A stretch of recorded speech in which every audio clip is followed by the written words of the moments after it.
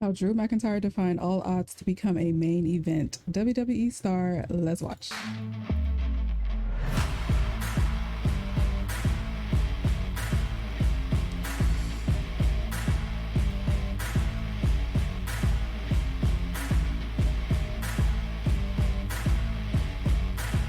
Brock Lesnar entered the 2020 Men's Royal Rumble match at number 1 and began dominating the field, eliminating opponents one by one. The crowd was in awe and detest as Lesnar continued a ruthless performance. And then, at number 16, Drew McIntyre made his entrance. As McIntyre entered, Ricochet, who was already in the ring, delivered a low blow to Lesnar.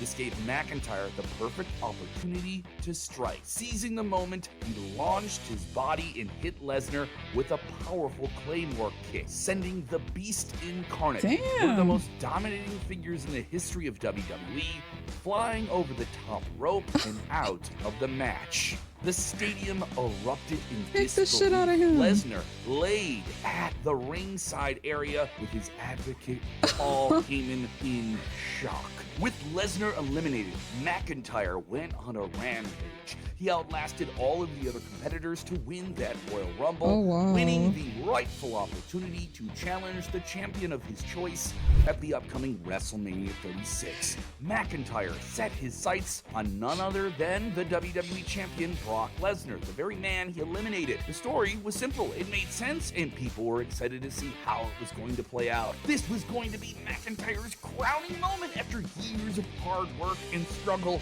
he was finally going to have his moment on the grandest stage of them all. However, just weeks before their anticipated match at WrestleMania, the COVID-19 pandemic hit the world. Everything was suddenly very, very different. Forced WWE and everyone in sports and entertainment to hold off their events. WrestleMania was presented at the Performance Center with no live audience. Despite the empty arena, McIntyre remained focused. In a hard-fought battle that was brief but intense, he defeated Brock Lesnar to capture the WWE Championship.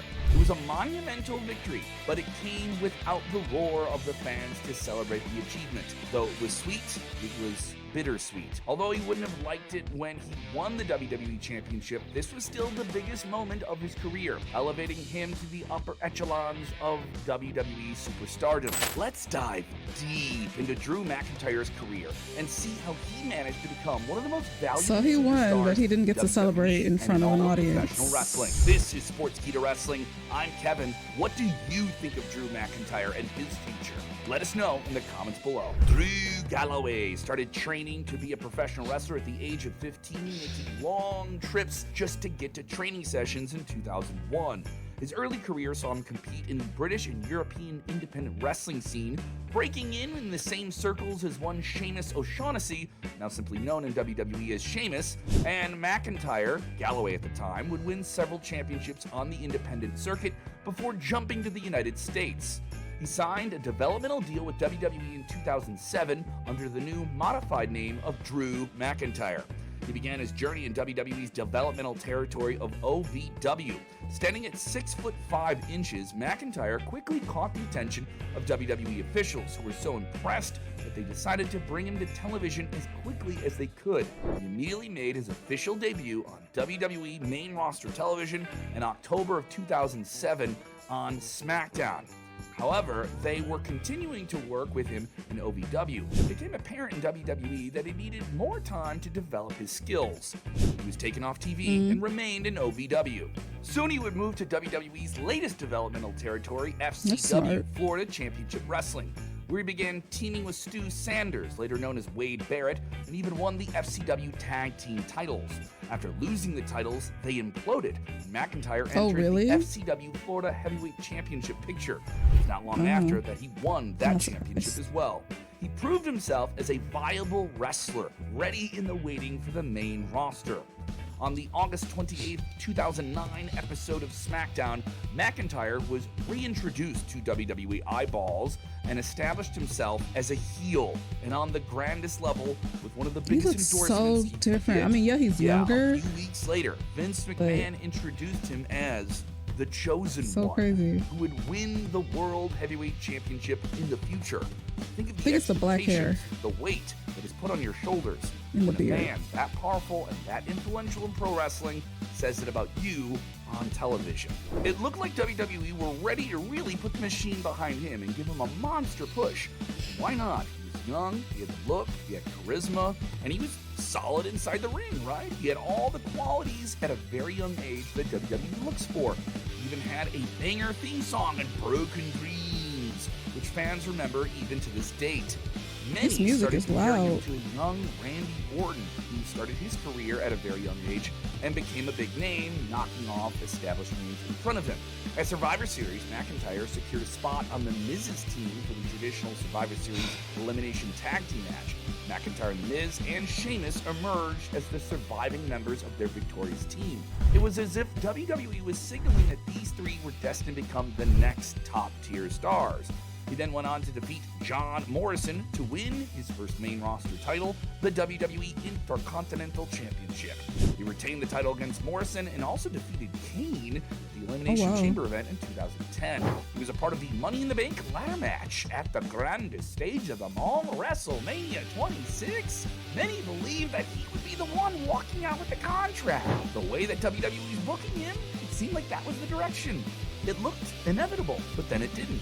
It was Jack Swagger's night, and he won the briefcase. In his autobiography, The Chosen Destiny, McIntyre wrote, "I was told in advance I would be winning the Money in the Bank match.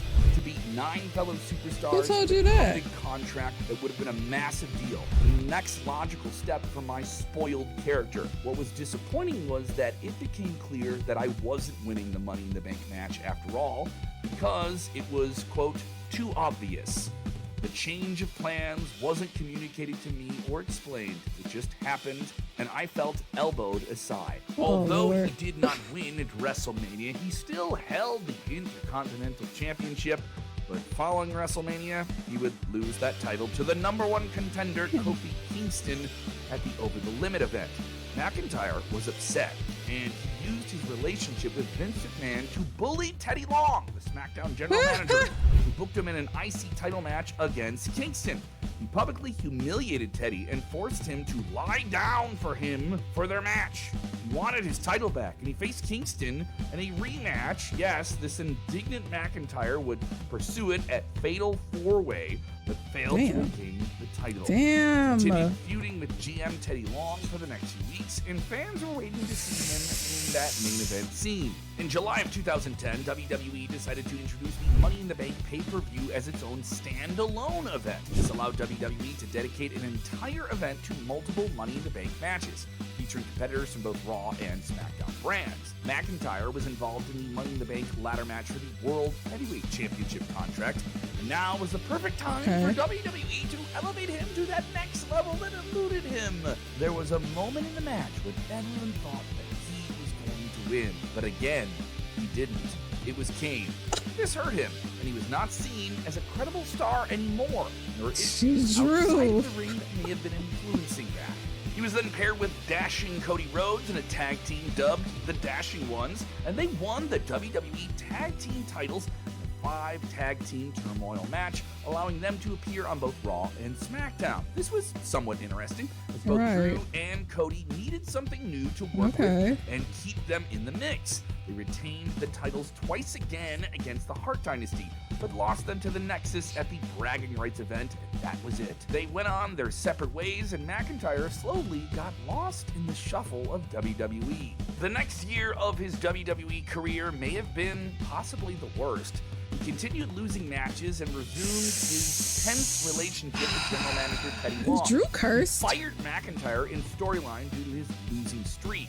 Yeah, the guy was in the conversation about winning the Money in the Bank a few years earlier, and now was on a losing streak. However, he was reinstated by John Laurinaitis and became one of the members of Team Laurinaitis, the Evil Team, in a 12-tag team match at that year's WrestleMania. You're on the WrestleMania card. That's pretty cool. Taking on Team Teddy Long. helping his team to victory? This didn't really help him. He did continue losing singles matches, though. In 2012, WWE rebranded FCW to NXT, giving new opportunities to different superstars. McIntyre was inserted into the Gold Rush tournament to crown the inaugural NXT champion. This could have been that reboot moment for him, going to NXT, rebuilding himself for himself. It came at the right time, but he would lose in the quarterfinals to the man who would eventually win the tournament and that championship, Seth Rollins. He then aligned himself with Jinder Mahal and Heath Slater, forming an interesting lower card trio dubbed the Three-Man Band, 3MB. They played air guitar. At first, it looked like a team consisting of random wrestlers, and they gradually began to get together and gel together. They served as comedic relief and performed impromptu concerts to entertain the audience and taunt their opponents. The team faced numerous opponents and was involved in the WWE Tag Team title picture, but lost almost all of their matches.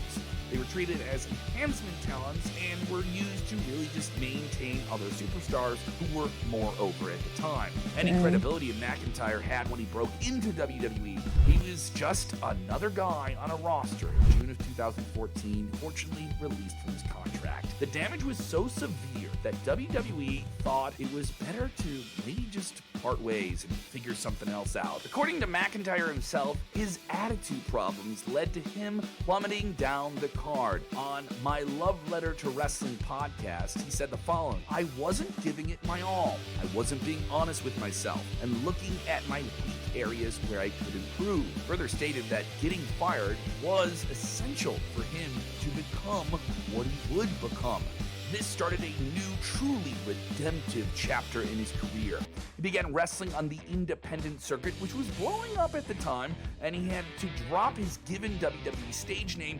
He came back to the name people knew him at when he started his pro wrestling career on the independents, Drew Galloway. He didn't just have a chip on his shoulder, he had a mountain of discontent coming out of WWE. He wanted to fight it off, stealing the show in promotions like AAW Pro. He was very different than the way fans saw him in WWE. The clean-cut look was gone, replaced with a beard that gave him more of an intimidating presence.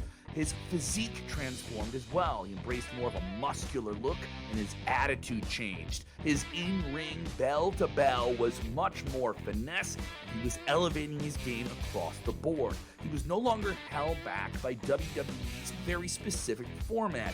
He had an opportunity to truly be creative and recreate himself. He moved all around the world, wrestling for companies like ICW, Evolve, TNA, and he competed against some of the best in the world, from rising stars like Tommaso Ciampa to veterans like Cody Rhodes, who is now also out of WWE, and John Morrison.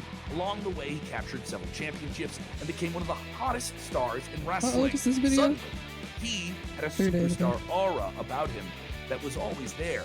He became the face of TNA Impact by winning the Impact World Championship in 2016 and had one of the biggest wins of his career against Kurt Angle. He held the title for a few months before ultimately dropping it to Bobby Lashley. Although he never regained the title, it didn't matter.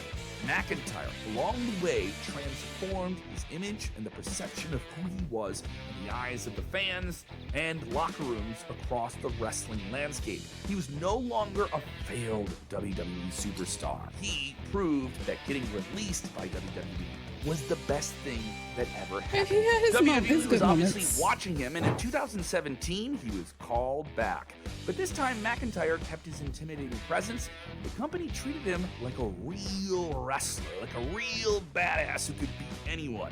He jumped into NXT, which was red hot at the time in its black and gold era, won the NXT Championship. He did not have a long time to reign with the title, as he was ready for the main roster. And the NXT title reintroduced him to WWE fans who may have forgotten about him. Finally, he returned to the main roster in 2018, aligning himself with a true showstopper in Dolph Ziggler. This unexpected alliance immediately caught the attention of WWE fans. You would think that aligning with Ziggler, who also struggled to find that established, unfeathered, unfiltered main event stardom throughout his career, would be maybe a bad decision, but it was great. It worked. Ziggler's connection with the fans, McIntyre's newly invigorated persona complemented each other perfectly. It didn't have to do much. It did what it was supposed to do. You just had to stand in the ring with Ziggler and look menacing, and then ring the bell and let these guys go to work with Ziggler doing the talking. Remember Roman Reigns in the Shield? McIntyre had a similar vibe with Ziggler. He helped Dolph win the Intercontinental Championship from Seth Rollins, then got involved in a feud with the United Shield. And just a year after his return, he was working with top stars like Roman and Seth in the spot he always belonged in. He also won the Tag Team Championships with Ziggler. WWE believed in him and booked him in scenarios designed to highlight his strengths and talents. He's taking the role and running with it. His partnership with Ziggler ended when they gradually imploded. McIntyre I was waiting for that. to show off in a steel cage match. This marked the beginning of McIntyre's journey to establish himself as a true singles competitor. Around this time, Roman Reigns announced he was suffering from leukemia and had to take time off. When he returned, his first feud was with Drew McIntyre. Another sign of how WWE saw McIntyre as a true mechanic to make stories move in the overall picture of WWE with some of the biggest names. Drew destroyed Roman's Shield brother Dean Ambrose, made it personal with Reigns talking about his wife and kids. At WrestleMania 35, he faced Roman Reigns in a one-on-one match, but couldn't win. But that wasn't the point. It wasn't about winning or losing. Reigns was coming back from this awful real-life issue, and you needed to rally around the babyface and play your heel role on the biggest show of the year. Wasn't going to lose to McIntyre, but he was the perfect opponent for the job.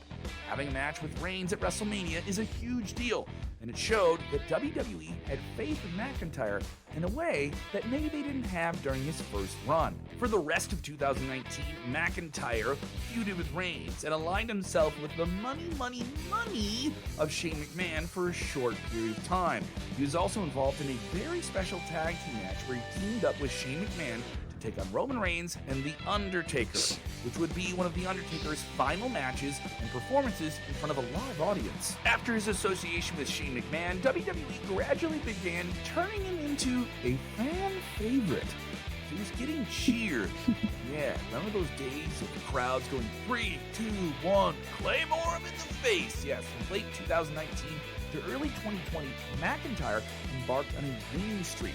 By this time, fans were claymoring for him to go to that main event level. His journey is crazy. At the time, Brock Lesnar was the WWE champion, vowing to eliminate every single wrestler and win the match. This was an interesting scenario, as it would be the first time a standing WWE champion was entering the Rumble match without the WWE Championship being up for grabs. Lesnar's goal was to prove his dominance by outlasting 29 competitors. As the first entrant, Lesnar showcased his dominance during the early stages of the match. One by one, he eliminated every single opponent who stepped into the ring, racking up a series of eliminations. He single-handedly cleared the ring multiple times, making it look effortless. The air was being sucked out of the stadium. It felt like a foregone conclusion. Lesnar dominates, suplexes, he wins. I know Lesnar he eats bricks for breakfast. The dark reign of the beast. The tide, though, began to turn when a young high flyer Ricochet entered the match at number 15. He had an issue already with Lesnar. Next was McIntyre, who walked toward the ring with a real air of electricity. If there was someone who could do it, people thought it was him. As he entered the fray, Ricochet delivered a low blow that momentarily incapacitated Lesnar. This opened the door, a double team, if you will, for McIntyre to deliver all of the weight of his...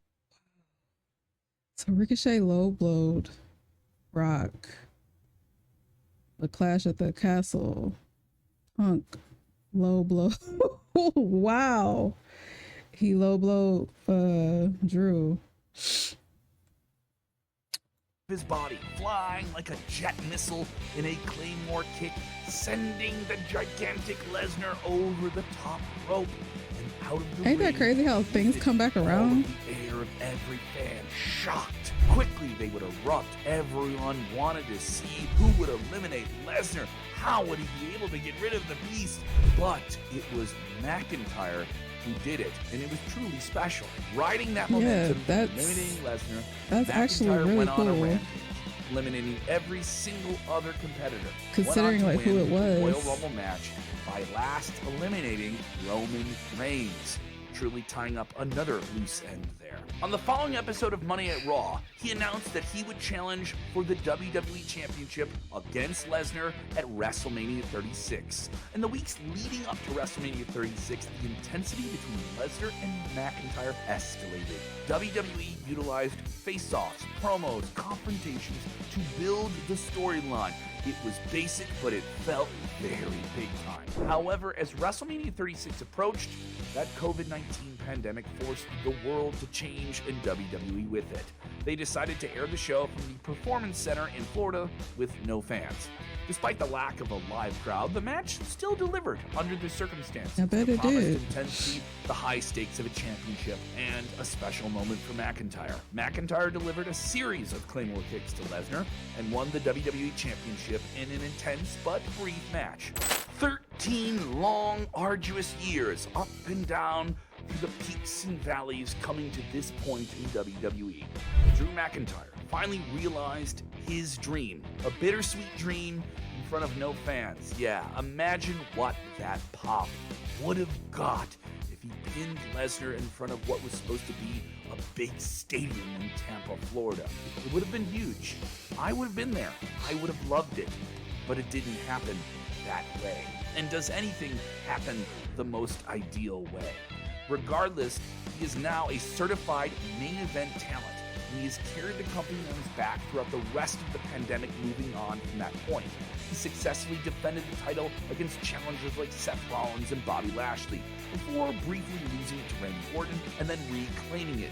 He also successfully defended his championship at Elimination Chamber 2021 against AJ Styles, Jeff Hardy, Kofi Kingston, Orton, and Sheamus. However, the following grueling victories, Lashley gave him a brutal beating, allowed Miz to cash in the Money in the Bank contract and win the title for a second time. It was the end of his reign as WWE Champion. Did not lose any momentum as WWE kept him strong, booked him as a main event player. He was now certified at that level.